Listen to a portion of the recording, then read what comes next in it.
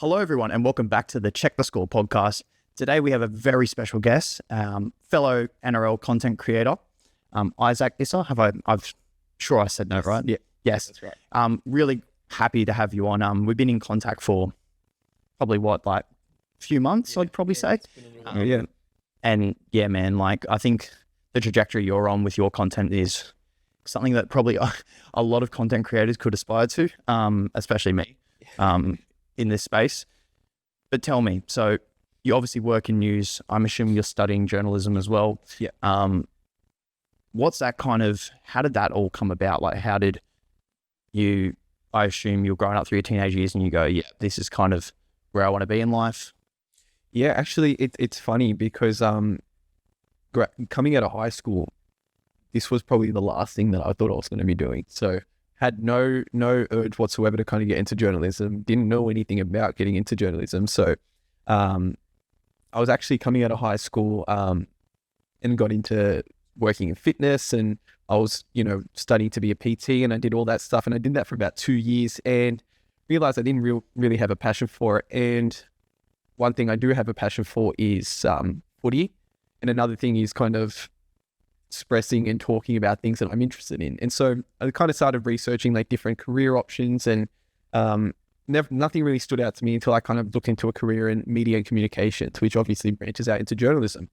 And so I kind of just applied for a uni degree, and it's funny because I actually didn't have a very good ATAR, so I had to kind of go through a little bit, a few more hurdles to get to the point that I was aspiring to get to, which was obviously getting into uni. And so once I got myself into uni, it was just hustle, as you would know, doing a bunch of internships at different media places and working as a writer until I eventually got my foot in the door at Zero Tackle and at ABC, two of the places I work at now. And and then probably maybe about 5 months ago, I decided to start getting my stuff out on socials and stuff, and it all kind of exploded through there. So yeah, because I'd say I knew you through the Zero Tackle stuff, but then when I saw your name again through all your social posts, probably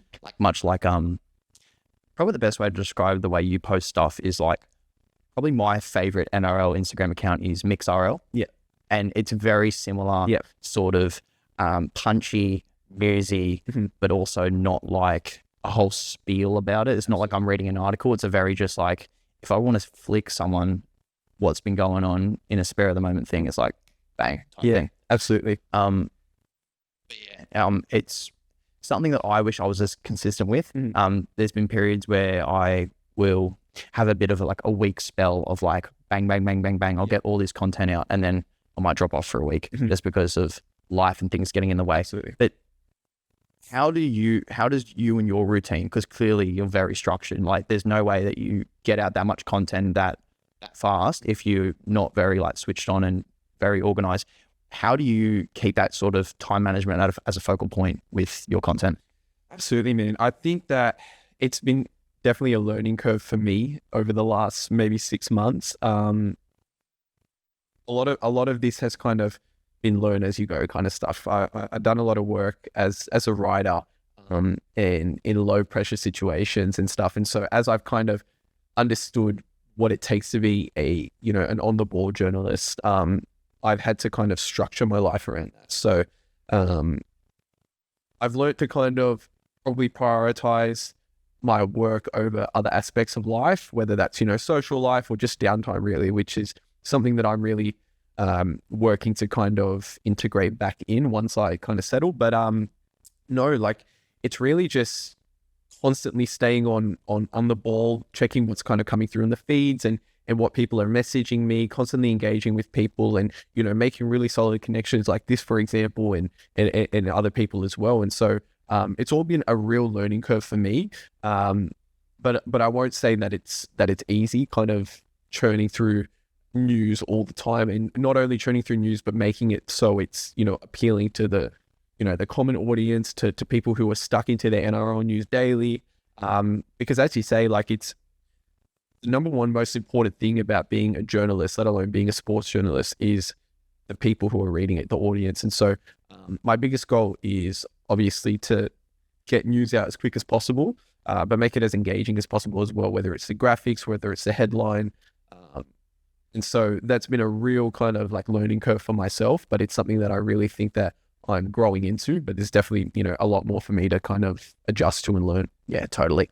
I think another thing that a lot of people probably won't think about is that when we're obviously trying to churn out all this content, and for instance, like I am so guilty of this, of having a small grammatical error or a small spelling error, and someone will be like, "Oh, that's nice," and I'm just like, man, come on. I'm like, I'm getting 5 of these out a day. Yeah, it's like it's not as simple as meets the eye. Yeah. I totally agree with the first thing you said about growing into the industry. I think even through my own experiences, I studied for 3 years. Yeah. But I, in the field, would have learned tenfold more than what I did through my studies. But you need the studies to get the foot in the door with these places. You won't get an internship unless you're taking a media and comms degree. You won't get a job at a big broadcast company if you don't have a journalism degree. And it's just how the cookie crumbles. But when I think about content in the industry, is there anyone that you not mirror off, but like there's someone where you're like, their content is like really where I'm like, that is really cool. I hope I can take a bit of inspiration from it. Absolutely, man. And I've definitely got an answer to that. And we touched on it before at the XRL. And that is someone who, I've been in close contact with in a lot of situations, and she's really helped me as well, kind of grow my page. So, like a lot of respect to her, but also my biggest kind of point in what I do on socials versus what I do for my actual career as well, which has obviously blended, is a lot of, like, you've got guys like, for example, David Riccio, Michael Chamis, guys like these who are NRL journalists first and foremost, and then you've got pages like Clarkey and MixRL and stuff who are news but content creators as well. And my biggest thing that I want to kind of get out of doing this work is expanding what modern journalism looks like. So you notice like a lot of my stuff it's news based or centered around what's going on and bringing precise and accurate news. And for me, my biggest thing is staying true to what journalism is, but growing with the times as well. So totally agree. I want to be part of that next generation of NRL journalists who are not stuck in the past of just, for example, the paper or, just on the telly. And these things are super important as well, don't get me wrong, but I do want to expand so then in 5-10 years, I'm not left behind. So that's been my biggest kind of ambition in growing in the industry. I totally agree. And I think it's probably been in the last 6 months where you're starting to see a lot of tier 1 news sources like broadcast companies and things like that are starting to change with the times. Literally, the other night when I saw Hello Sport on Channel 9 on Freddie and the 8th, I'm like, okay, that is huge. Like that is, if they took some of the stuff that they said on their podcast and put that on primetime television, it's like, cancel. Yeah, absolutely. And I love Hello Sport for that. It's like one of my favorite podcasts that I listen to. But when you're talking about blending, the like the kind of entertaining side of journalism with the precise, accurate, down to the T news, I think we're starting to see it even more and more. Even guys like one of my really good friends who I met through uni, Winston Neville. Yep.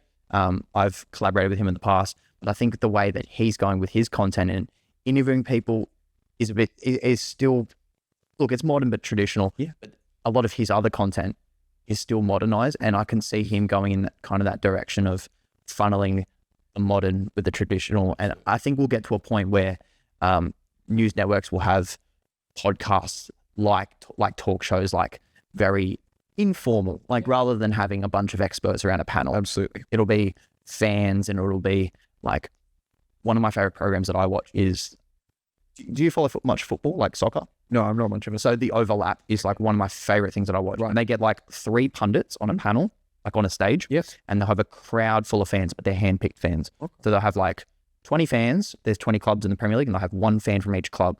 And the minute that a pundit comes up with a prompt, he'll go to that fan and ask for their input, and then they'll comment back, and it's a back and forth type of thing with the fans and the pundits. But these fans often have platforms. They're not just random members. They're like, this United fan has a United podcast, so we're going to get him on. Yeah.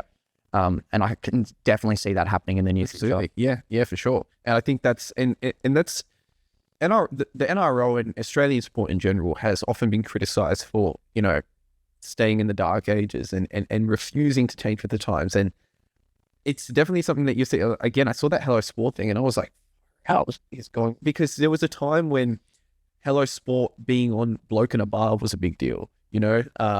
Obviously, as everyone would know, Bloke in a Bar started all of this. It was the first to really kind of change what NRL media looked like. So you saw that and it's like, okay, we're really starting to see things kind of shift and change. And something I also kind of noticed, which, you know, maybe a lot of people wouldn't really kind of notice this as a big deal, but guys, like I believe it was David Riccio, I might be wrong, when he publishes his news on socials, he'll often collaborate with sports fan pages and stuff to get the news out to broader audiences. Yeah, and I think that's really like, that's awesome. That's a professional who's reaching out to essentially a regular guy who just happens to have a fan page and giving them that platform as well. So I think we're definitely seeing, you know, journalists and media kind of blend a little bit further into this modern kind of media landscape. Yeah. I also think when you're talking about David Riccio and like kind of subletting his news through fan pages, I can't count on two hands how many David Riccio columns I've read. But a lot of the fan pages that I follow will source David Riccio. Absolutely. And that's how I know him. I know him through his NRL 360 appearances. I don't know David Riccio for David Riccio. Absolutely. I know him because of how he connects with other platforms and obviously reliable journalist, tier one journalist who works at Code Sports, does stuff for Fox, like one of the big dogs. Absolutely. Right. But yeah. So going on with kind of your past, could you see yourself one day doing something like that, being like, I know it's standard media, kind of being a columnist that would collaborate with? Yeah, absolutely. I think that the trajectory that I've kind of been on so far, maybe in the last year, has changed dramatically month to month. When I first kind of got started at Zero Tackle, I was like, sweet, this is what I wanted. I've got it now. But I think my ambition has grown the further that I've seen what other capabilities there are in this landscape. So I definitely, you know, didn't see myself getting to where I am now, which is nowhere close to where I want to be in 6 months to a year to 2 years. But I definitely think that, you know, being a columnist who still integrates that modern kind of, you know, bringing in fan pages and bringing in, you know, like, just like you said, like a show where you're bringing in fans and getting their opinions and stuff, like that's where social media gets you. You know, you're bringing in fan inputs. You know, 20 years ago, 40 years ago, fan input wasn't any, you just read it in the paper. You had no opportunity to kind of give your own opinion. And so I definitely can see myself, you know, once I hit the heights that I hope to reach one day, definitely still integrating not only the audience, but through that social media landscape. So that'd be something that's really important to me. Yeah, totally agree. Obviously you kind of specialize in, from all the content I've seen, you're pretty much entirely do NRL. Yeah. Would you say that's the only sport you could see yourself covering, or is it? Look, for me, like, I love sports. You know, like, for example, like the NBA finals just finished, I think, yesterday, and that was huge. And for growing up, the NBA was always my favorite sport, not actually footy. Interesting. I always loved footy, but NBA always captured me because of the storylines around it and the narratives, and I guess that kind of integrates to what I'm doing now, which is journalism in footy. But look, for me, I'd definitely be open to exploring not only other sports but other landscapes entirely. Like, I have worked in different, you know, landscapes such as like travel news, international news. But my passion really does lie with footy. So if I can reach a point where I am on the level of, you know, your David Riccios, your Brent Reed, your Michael Chamises, that's where I would like to go. But I'm also of the mentality, never say no to any opportunity. So and if I don't know the sport, I'll make it work. Yeah, I'm totally with you on that one. Yeah. Even within myself, I find myself dipping my hand in a lot of bags. Like you say, NBA. I wrote an NBA story yesterday. Yeah, right. Like type thing. Yeah. So wrote an NBA story yesterday. Do I know heaps about NBA? Look, I could probably tell you every team and all-star players, but I couldn't tell you who the number 1 draft pick's going to be next year. Yeah. So that's kind of where I am. But like, and then you throw me an AFL story and I'll be like, okay, couldn't tell you a thing. I know the teams and maybe the top 3 players in the league, but that's about it. Better than me. But yeah, even we talk about Hello Sport. I think we're even seeing a shift of, you see players all throughout the years, going back as far as like guys like Peter Sterling going into punditry. But now you've got players going into, they're going, I don't want to go into punditry, I want to go into social media. Yeah, absolutely. You see guys like, we were talking about before podcast, we're talking about Jamie Soward and his podcast appearances and how big he is on his social platform. And you've got guys like Chad Townsend, who've got a podcast. Reece Walsh started a YouTube channel. How big is Terrell May's YouTube channel? Yeah. Like, do you think that is also going to change the landscape of Australian media from, as you said, kind of out of the dark ages, which I totally agree with, the whole dark ages thing?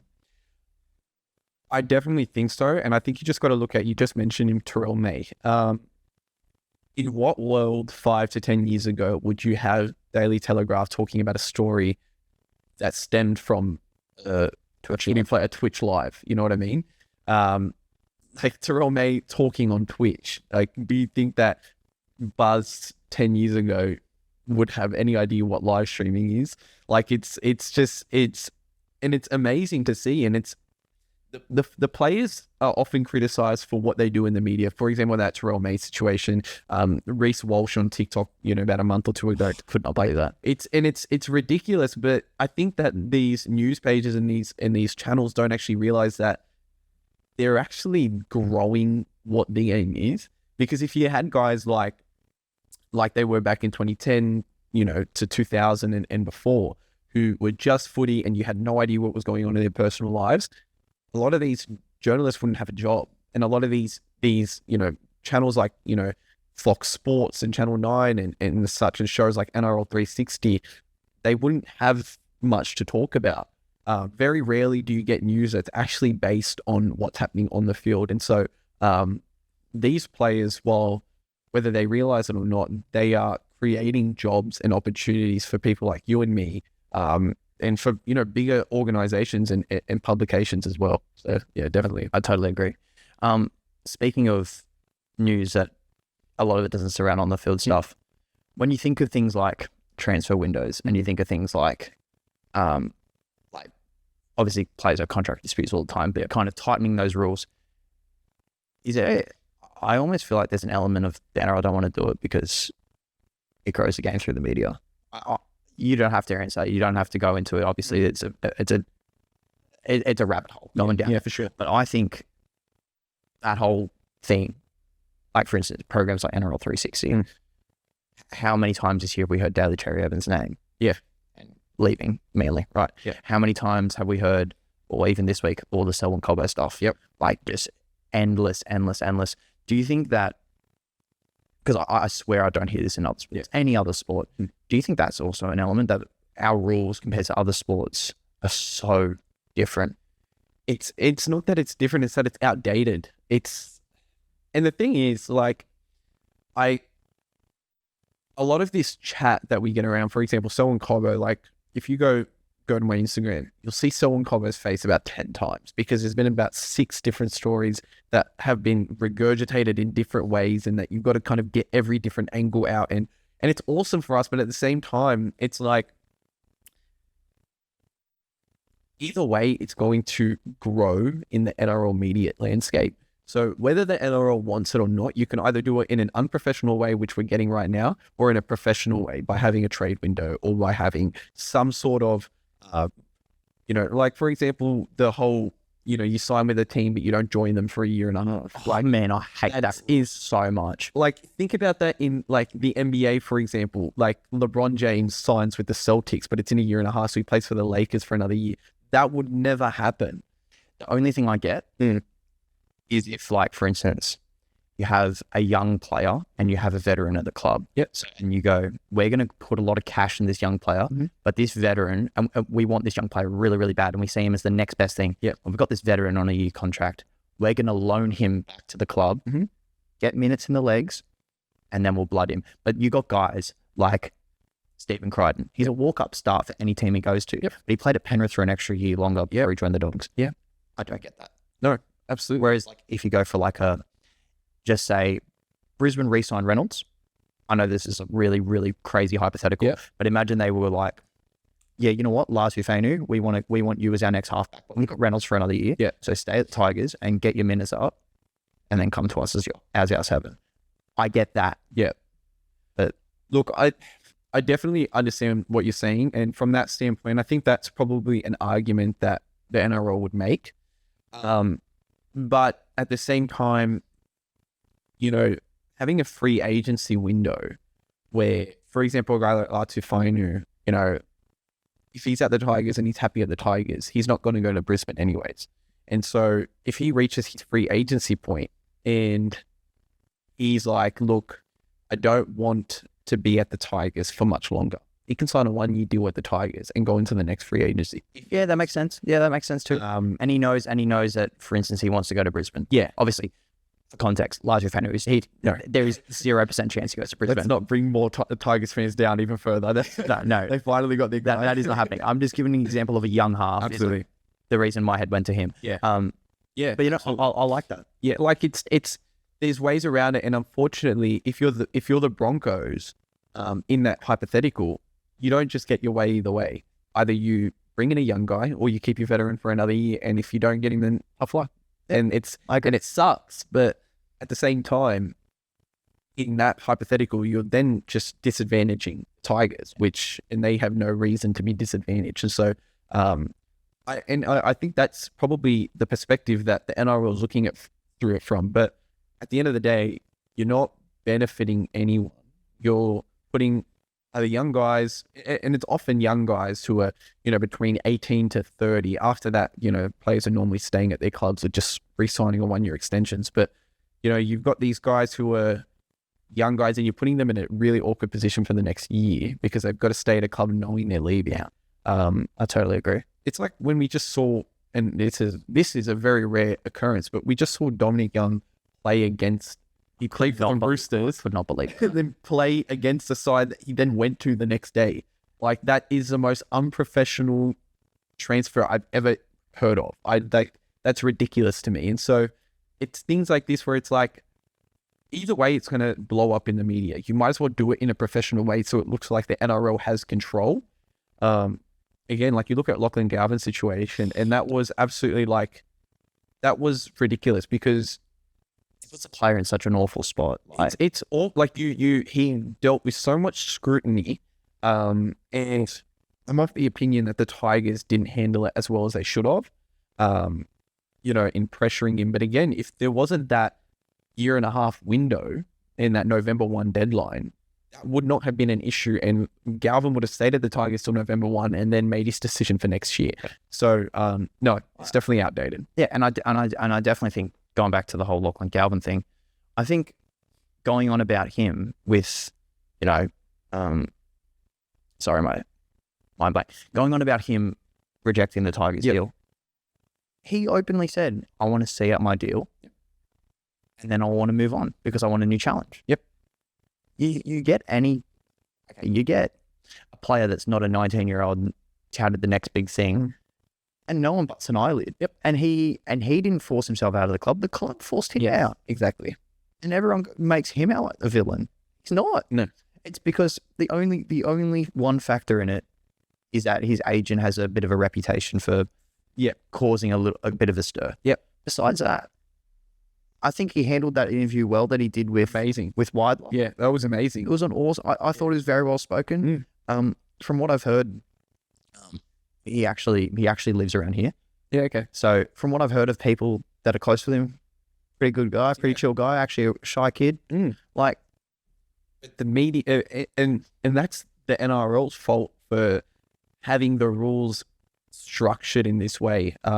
Like I've spoken to people close to the Dogs at the Dogs, and they said they absolutely love him. Like, you know, I believe, and don't quote me on this, I believe it was Crichton who basically just put his arm around him and was like, welcome, like you're a Bulldog. And he's just integrated himself so well. And someone who is a troublemaker, as the media kind of made him out to be, you don't get integrated into the best team in the comp that quickly. So, and I don't think it's his agent's fault. I don't think it's completely the Tigers' fault, and it's definitely not Galvin's fault. It's the NRL's fault for having this structure where a player needs to make a decision in 2025 for 2027. I agree. So I totally agree. Yeah. I remember what I was going to say now, because we're touching on unprofessional transfers earlier. Absolutely. Another one that I thought was when Tavita Pangai went to Penrith. I could not believe that. And he won a comp. Yep. And how often do you get a at the time he was a superstar forward, just go to the best team in the comp, often for unders. You know, there's a minimum, like in other sports, there's a minimum amount that a superstar player, based on their accolades or their, you know, or their projected salary, they have a minimum that you can sign for. Yeah. Your minimum, as Tavita Pangai Jr. in 2021, who was one of the best forwards, Top 5 forwards in the comp, probably 800K. Yeah, you do not sign for, what was it, 300? That, like, it was something so minuscule that, like, that's completely unprofessional. It's like when the Dragons released Ben Hunt, and then obviously he had no club, so he had no valuation, and the Broncos are going to pick him up for unders, and the NRL like gave him this very wishy-washy, vague valuation so the Broncos could sign him. I'm like, excuse me? Yeah. I'm like, he starts in the number 9 jersey for the Maroons. He plays for Australia. Yep. It's unprofessional, and it's not anything other than unprofessional, and it makes it really hard as well. And I can see why. And if you talk to a lot of, or if you even just see it in the comment sections on Instagram, NRL fans are super passionate, and a lot of the time they're angry at a lot of the things going on, and you can't really blame them because no one knows what's going on in a lot of these situations. And so, and again, I'm super blessed to be a part of NRL media and the NRL in general. I love it. And these stories are what kind of gets us kind of churning through, and it makes it so exciting to be a part of. But I definitely think that the main issue here, it results in player welfare. And so you're seeing these young guys be put in these awkward positions when they really don't need to be, and you can still get the big stories and the big contracts without, you know. Totally. I think that's enough media talk. Let's talk. Obviously, we've been talking footy the whole time, but this is more about the season and just footy in general. Yes, absolutely. If you don't mind, what team do you actually support? Yeah. Okay. So a lot of people get, I know a lot of journalists get weird about talking about who they support and stuff, but I'm very open about it. I am a Bulldogs man through and through. Okay. So I was personally very happy when Lachlan Garman came to the club. Yep. But no, Bulldogs man through and through since birth. So lovely. That's good stuff. And I was going to ask the next question, but you kind of really answered that. How do you think their season's going to go for the? I was hoping you'd give me a bone, like Para, like someone like that. Look, I'm pretty optimistic at the moment. Would you say they're the front runners? Yeah, probably. I look, if you asked me maybe 5 rounds in, I probably still would have said the Storm. Maybe in the last couple of weeks, I'm wishy-washy between them and the Raiders. Mine's the Raiders. Yeah. I think probably how you see the Dogs and you see the Raiders is probably the identical gap I have between. Yeah, it's actually not that far between. I agree. My only issue with the Raiders at the moment, because I just want to on the record, I actually think the Raiders are playing better than the Dogs right now. That's why I have them. Yeah, that's not like at all what I mean, but the Raiders don't have Stephen Crichton. The Raiders don't have they're fairly inexperienced side. Their backline's very young besides Fogarty. Exactly. And so and Fogarty is what I think gets them past that threshold of making it into a grand final and potentially further, and winning the premiership. But when you've got proven premiership winners like a Matt Burton, like a Stephen Crichton, like a Viliami Kikau, I just think that the Dogs probably have the structures in place to go a little bit further. I've probably got a grand final between the Storm and the Dogs at the moment. And it's only because going into a final series when you've been hot for this long in your back line, I'm pretty sure their fullback, their 5'8", and their 9 combined have played 200 games, and half of those are from their hooker. So, like, a lot of Who are you counting as their hooker?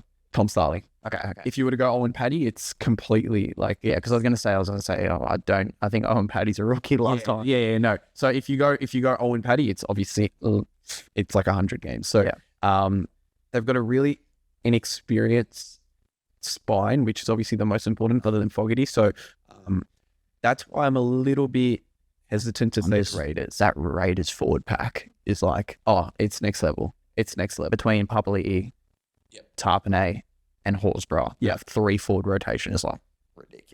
And that's I think that biggest driving point behind Raiders potentially being a premiership winner this year. I mentioned Fogarty, but Joe Tarpanay is he's unreal. And it's crazy to me how he's still somehow underrated. He is top 3 prop in the game. Do you know what's crazy to me? Is that if you ask me for my top 3 props in the game, I wouldn't say Tarpanay, but when you think about it, he definitely is. Yes. Like, because I go Haas, Fisher Harris, AFB. Yeah. And that's what most people, and it's because, obviously you've got Haas, who's Payne Haas, right? Yeah. It's not even close. Anyways, like it goes Payne Haas and then second, but Payne Haas is there, and then you got Fisher Harris, who just won 4 comps in a row. That's why he's, you just think of him. And AFB, probably the best try scoring forward in the comp. Yeah. Like, I think if you're 20 meters out from your line and you want to run onto it, you're probably asking for AFB to run. Absolutely. And that's why, and you think of Joe Tarpanay, and he doesn't have the highlight reels, and he doesn't have, but he's just a work Post contact meters. Yeah. Like, he doesn't stop. And so, no, I probably have I probably have Payne Haas first, Joe Tarpanay second, AFB third, and Fisher Harris just kind of in that 4 at the moment. Those 2 to 4, there's not much that splits them. No. So it's a coin flip, to be honest. And so that's why Raiders are definitely 3rd on my list at the moment. Yeah. As the season kind of progresses, like, that's very open to change. I agree. Totally agree. We kind of touched on the rest of the comp, but give me just right now, obviously we've still got about just under 10 rounds to go. What is your top 8 looking like roughly? So I probably have the Dogs first. I just think the Raiders run home is Yeah, actually, no, that's what I was just thinking. Their run home I think they've got 1 or 2 more buys ahead of the Dogs. So actually, I might go Raiders, find a premiership, Dogs second. Yeah. I'm going to go Warriors third and Storm fourth. And then 5 to 8 gets a little bit trickier for me. I'm going to, no particular order because I don't know what order it's going to be, but I'm probably going to, I'm giving Penrith a top 8 finish this year. I'm giving Broncos a top 8 finish this year. Probably going to give, I did have the Tigers in my top 8. I probably don't have them there at the moment. I'm probably going to give Sharks a top 8 finish. And what am I forgetting? Not Titans, not Para, not Knights. No, I'll give it to Tigers. I'm going to give Tigers an 8 spot. I'm trying to think who the other 8. You've got Cowboys in there and stuff, but they're not really Landers. Yeah. Chooks. Dolphins. Yeah. Dolphins. Yeah, there you go. I forgot one. Dolphins. No, actually, I'd probably have Dolphins like 6 or 7. So I'd probably have Penrith 5th, Dolphins 6th, Sharks. Who am I forgetting? You said Penrith and Brisbane. Sorry, so I got Penrith, Brisbane, Dolphins, Sharks. Sharks in the 8. Sharks 8. Yes. Yeah. So it's close. You know what club I support, right? Or no, I don't. Cronulla. Oh, you're a Cronulla. Okay, Yeah. lucky through you. Yeah, Lucky through you. yeah. Yeah, I go for Cronulla. Dad, he wasn't born in Cronulla, but he moved there when he was young and grew up in the Shire. Look, honestly, and once, and again, I think we've been saying this for about 3 years now, but once Sharks get it to click, far out, it's a scary team. But just once you get it to click, and then I'm not saying I clicked in the first half at Suncorp, and then we capitulated in the second. Exactly, and it's that inconsistency with the Sharks. That's the only issue with the Sharks. And I'm actually currently, and I'm finishing it up today, working on a piece for Zero Tackle. One thing holding every club back from a premiership in 2025, and for Sharks, I had inconsistency. Yeah, and then because once you nail that, I think that not only are the Sharks top 8 threat, they're a premiership threat. I think they've got an amazing side across the board. And I don't even think this is out of bias, but I had Cronulla for 4 nailed on. Like, I'm like, man, we've come top 4 or top 8 in the since Fitzgibbon's joined the club. Top 8 every single season. And 3 of them were top 4 finishes. You add AFB to the mix, and you've nailed on your future halves pairing as Trindle and Hines, as well as just like another year of Kaylero playing, just like guys like that, just getting another year under the belt. It's like, man, there have to be a top 4. That's it. Yeah. Whereas now you're like, as you said, you had them in 8. Yeah. I probably have them probably not 8, but I have them anywhere between like 4 and 6. Yeah. Probably around there. Yeah. But yeah, it's just inconsistency.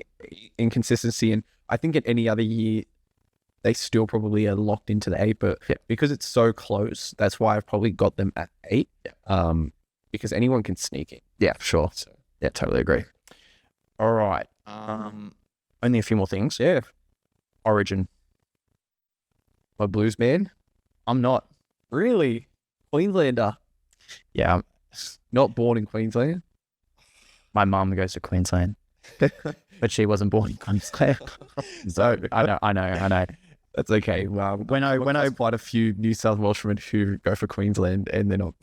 So when I started watching footy when I was around 4 or 5 years old, went for Dad's club, and then obviously halfway through the season, and Origin starts playing, and obviously I'm 5 years old. I don't know. I just buy for the winner. I don't. Oh, nice. No, calm down.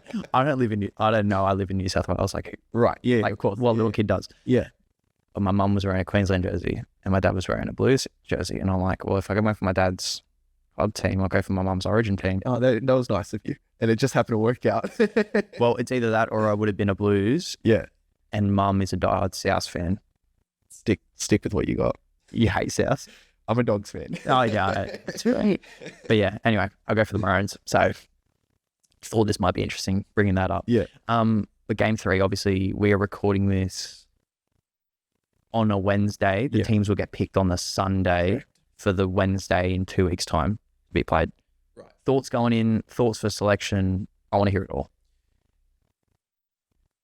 So I've probably got, at the moment, Origin's really interesting to me in like this game 3.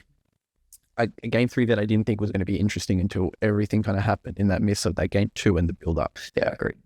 I went on the record before game 2 not a fan of Billy's selections. A lot of it I felt was panic mode in such. So, for example, like I hate that DCE is not in the Maroons side. I think it was time. Really? I thought it was time.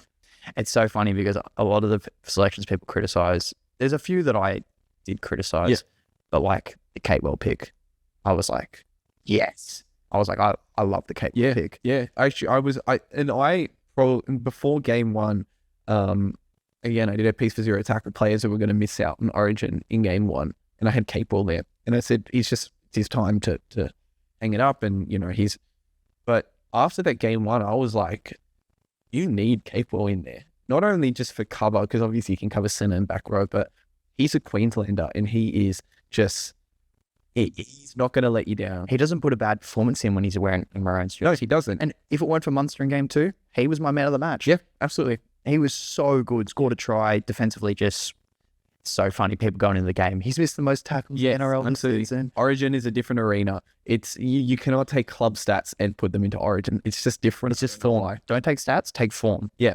absolutely. And a lot of the time, you just got to use the eye test and you just kind of see. And so, in terms of the DCE pick, I wasn't a fan of dropping him midway through the series. That's fair.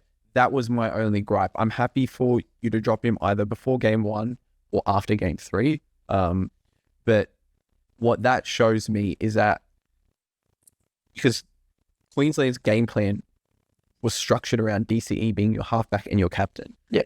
That shows me that Billy has panicked and just been, oh, okay, let's just get rid of that game plan. Let's just get a new one in. And that doesn't sit right with me with any coach. Now, saying that you won the game. So I'm not going to, maybe Billy's a genius well, he definitely is a genius, but he made the right decision. And I guess we'll see how that kind of goes in game 3. But I don't have any major changes to the side. I think Luai remains as the 6 for the Blues. I think the back line stays the same. I don't have any changes for the Blues at all, essentially. I don't love the Stefano pick, as most people don't. I probably have Keon Kolomatangi in there. That is exactly what I would have done. Yeah, I have Keon in Yes. Keon That switch to the front row. Oh, yeah. Like that is, Keon is, I feel like he's been so underrated. He is one of the best forwards in the comp. We talk about top 3 front rowers. If we're going off form right now, Keon, how about, I reckon you could make a case for club level footy as good as Payne Haas. That's how good he's been this season. Yeah. He's been insane. Yeah, no, I absolutely. And 320 meters against the Tigers. Yeah. And he's not even playing his natural position. He's naturally a second rower. And it's just, and please, Wayne Bennett, keep him in the front row. Do not move him back to the edge. That is his spot. But no, I know a lot of people want Terrell May in there. And I understand that. I think he's been, a top 5 prop this year, but I think he wants to earn it a little bit more. He's probably had to wait a little bit longer to really just get that opportunity to hold his spot. So probably the only change for the Blues I have is bringing Keon in. I don't make any changes to the back line whatsoever. Yeah. If there's any injuries in the back line, I'm probably bringing in Jacob Kraz. Yeah. Probably bringing him in. And I think that moving forward, Kraz needs to be the next kind of Blues winger or see. I agree. Yeah, I don't think that's going to happen. No, it'll be Campbell Graham. He's been there that many times and he's been around that camp. I think that's fair. That's fair. I'd probably, if there's an injury in the centres, probably Campbell Graham played on the wing for Australia. Yeah. I don't know. He's probably, it's probably a similar situation to the Terrell May and Keon situation where Terrell May, even though Keon's probably been a little bit better than him as of late, but Campbell Graham's probably waited for the opportunity a little bit more. So I'm not mad at that at all. I do think that Jacob Kraz over the last 18 months has been in better form than Campbell Graham. I agree. I am really excited to see him. I think he will be a Blues player one day regardless. Yes, I agree. Totally. Whether it's at centre or on the wing. Wherever you play. You could play him wherever. Yeah, exactly. And, he has played a multitude of positions. Like, he's naturally a fullback. So, and he's just made that. Obviously, you wouldn't have him at fullback in the Blues, but he does have that versatility. So, sure. Other than that, I'm not really making any changes. I'm leaving my starting front row as Payne Haas and Max King. Mm-hmm. And then as for Queensland, again, I'm not making too many changes. Probably my player I've been most impressed with in the Maroons has actually been Rob Toya, who was someone I was not impressed with his selection at when he was first picked, just because he played 10 games. And I thought that, there's guys that probably should have been selected over him. So I'd probably agree. Yeah, absolutely. He's so good. He's been brilliant. He's on par for Rookie of the Year, easily. Look, I initially had, and obviously this is now no longer going to be the pick, but I had Tamale from the Raiders. He was so good. Yeah, and I'm devastated for him. That kind of, was it an ACL? It was a long-term injury. It was I believe it was something in his knee. I don't remember what it was I don't think it was an ACL, but I might be wrong. I was going to say, you said it was something in his knee. I don't know why, but as soon as I said ACL, some reason, I don't think it is. Yeah. Pec went into my head. Maybe I'm thinking of Kale Iro with his pec. It might be Kale Iro. No, I believe it was something in his knee, but again, the amount of gone for the season. Anyway. Yeah. Like, yeah, he's gone for quite a while, and so and I'm devastated for him. I probably have Toya and Iongi from the Eels, probably neck and neck. Maybe Toya a little bit ahead. I saw Guru talking about this morning, and then he realized that Marky Mark is actually eligible. That's weird to me.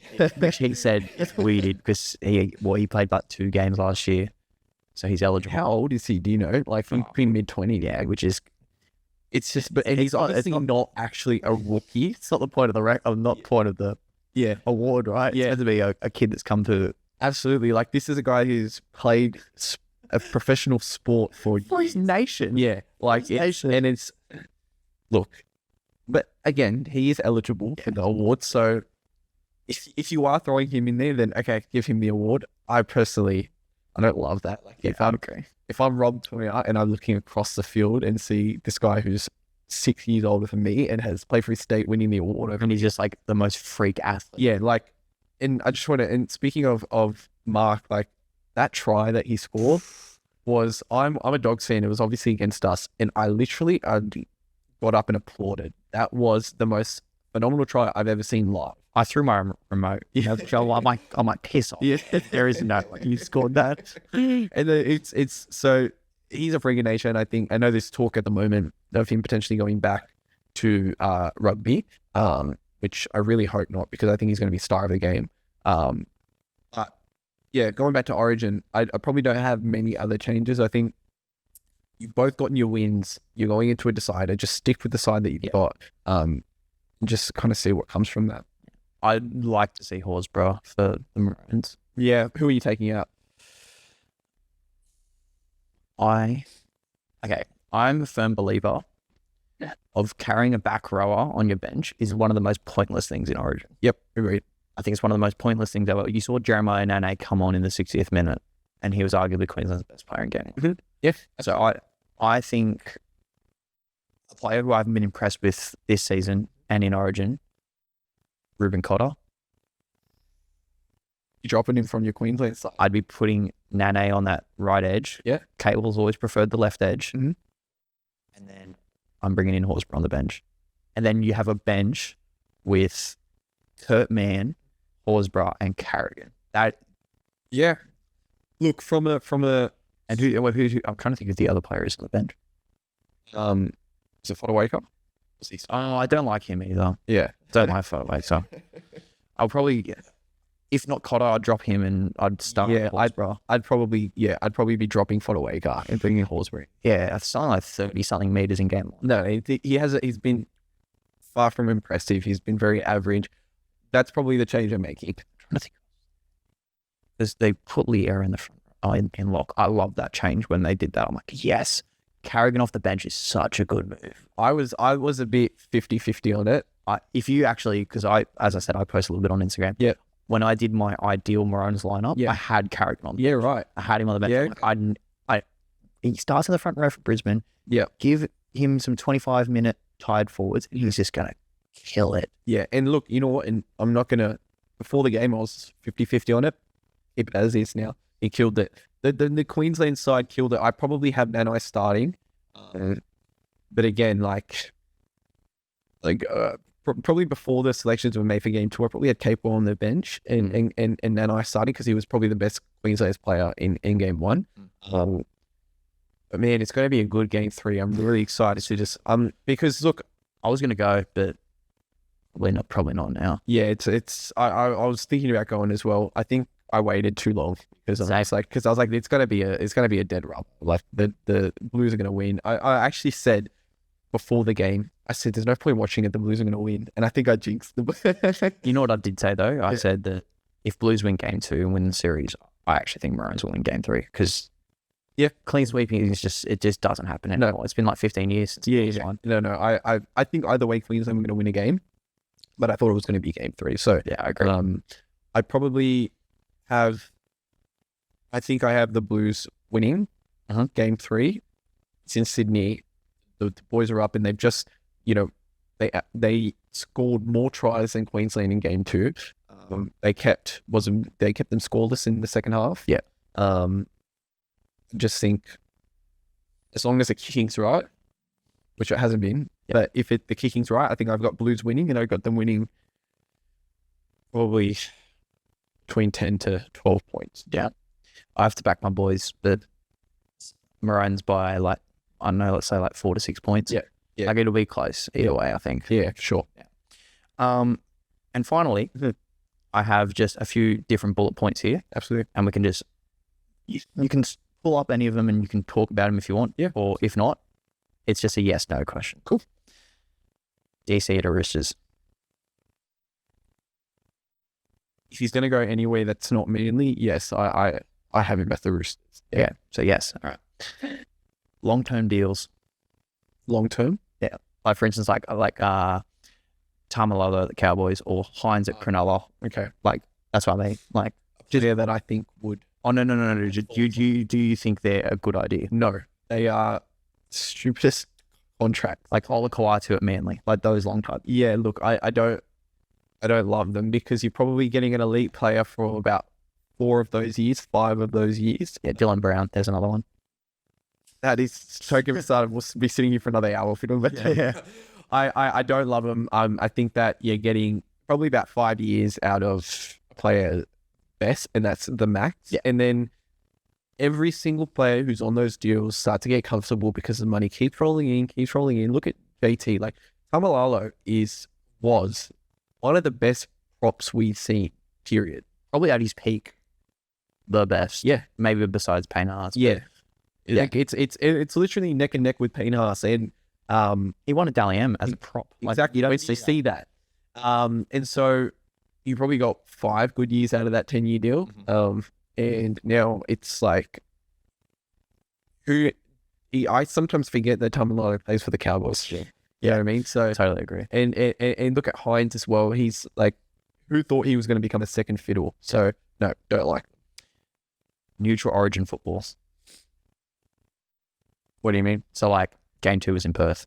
Should it be that? Should it be 1 year that there's 2 in Sydney and then the next year is 2 in Queensland, or should it be? No, I like the neutral game, but I hate it being game 2. I prefer if it was game 3.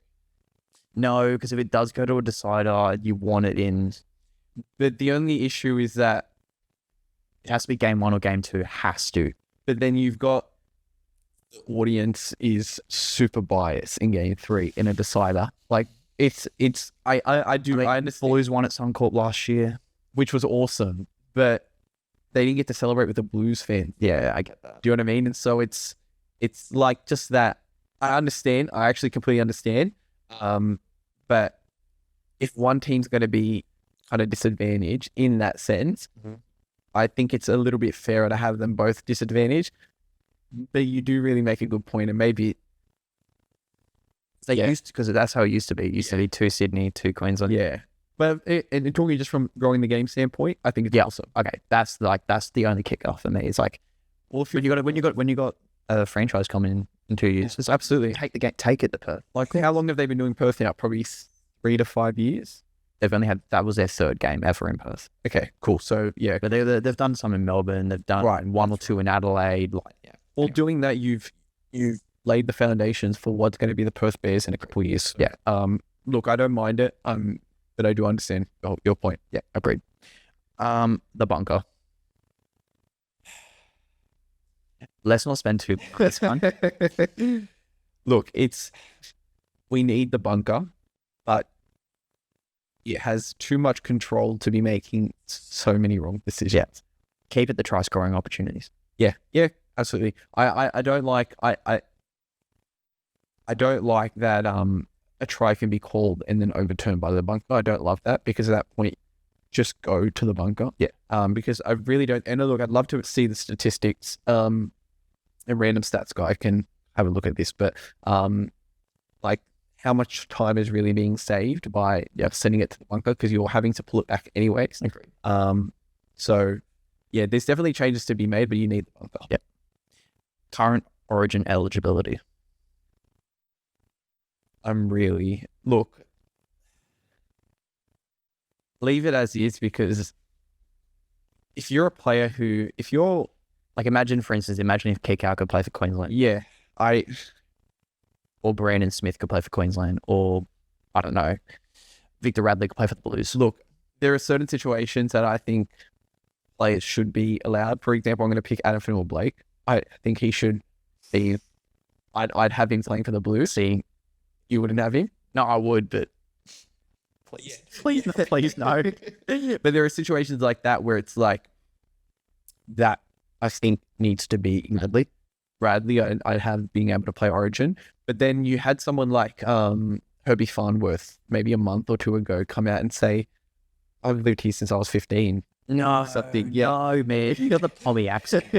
We spoke about this actually on Big Les's podcast on our show. We basically had the exact same reaction. He said, look, Queensland's my home. I'd love to. And don't get me wrong, I love Herbie Farnworth. Like he is neck and neck with Stephen Kreider right now for best center in the comp. But no. I think like what Jason Tamalolo could play for Queensland. If you're going off if AFB can play for the Blues, I think Tamalolo could play for Queensland. I simply think it's the exact same rules, but if a player, for example, plays a sole game for another country in an under 19s game, like okay, never mind. Yeah, because Tamalolo played for the Kiwis. yeah, look, it just depends, or maybe potentially like Bradley plays for England, like potentially a match limit. yeah. Like, for example, if you play more than 3 tests for another country, you can't play Origin. I think that maybe shift. Maybe just small tweaks. Yeah, just small tweaks. Like for example, guys like Peter Hasentino who are now thinking about playing for another country. Obviously, like once Samoa becomes a tier 1 nation, and they won't be eligible to play for Origin. Blues. That's probably a third of their squad. Exactly, and so it's like if players want to play for their country, let them play for 3 tests, and they can still play for their. Imagine a world where Nathan Cleary played for the Kiwis. I don't want to think of that world. Imagine that. I don't want to imagine that world. Nathan Cleary, please stay. For those who don't know, I don't know if he was born there, but he played a lot of his. He did a lot of because obviously Ivan Cleary he played and was coach of the Warriors. So funnily enough, I believe I might be wrong. I believe it's Ukraine who Nathan and Jet Cleary have some heritage through. I think through their mum. I did a story on it a couple of months ago, and Ukraine is looking at bringing in Jet Cleary to kind of help boost their credibility in the international landscape and stuff. And so, and it's these nations who kind of want to get star players on, get them in for 3 games, and they can still play for their country. I think would be really cool. It's really cool. Rep level 18th man playing club footy, should they be allowed to? Yes. Yeah. Absolutely. It's ridiculous that and I'm talking as a Bulldogs fan who has lost Matt Burton and Kurt Mitchell. But it's even if you look at for example, Campbell Graham and Ezra Mam and all these guys who have been 18th men over the last couple of years, it's such because at the end of the day, I don't know if they get paid for being 18 men. They might. I don't know. I know it's a $30,000 paycheck for playing Origin. I don't know if they get paid. Regardless, they're not getting an Origin game to their name. Yeah, no caps. No caps. You're not Matt Burton still has only played 2 Origin games, which is absolutely insane to me because he's been in that camp for 4 years. You know what I mean? And he's in there because it's like a curse of his own fortune. Exactly. Of that he can play so many positions and But then you have Mitchell Moses drop out, and then they bring in Jerome Law, and he still doesn't get that opportunity, and it just sucks for such a kick in the yeah, absolutely. And if you're Matt Burton, you are training hard to be in this position. You are the most versatile player in the comp. Being punished for it. Totally agree. Yeah. And the final one that I have is a bit of a funny one. Yeah. Trainers waiting the football. Oh, I don't understand. I don't know what it does. If it does something, I'm really keen to know. Was it the Cowboys and Panthers who both did it? I think the same game. The same game. It was you saw him, you're oh, I'm going to do it too. You're both holding the same ball. No, do you think they should be basically what I'm trying to say is, do you reckon they should be punish? No, flat out punishment if you do it. But look, I don't know. Can you tell me? Does it do anything? I don't know.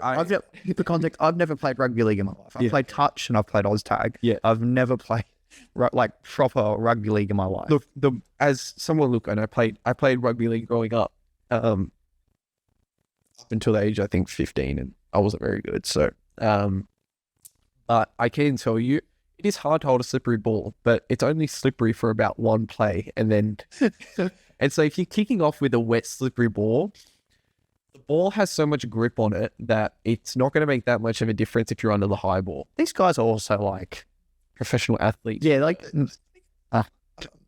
wet weather footy would. How often do you see a drop on wet weather footy? Not that often to the point where it's needed to wet the ball. But if you're going to do it, okay, like, sure. But like, I don't think it's worth. Yeah, exactly.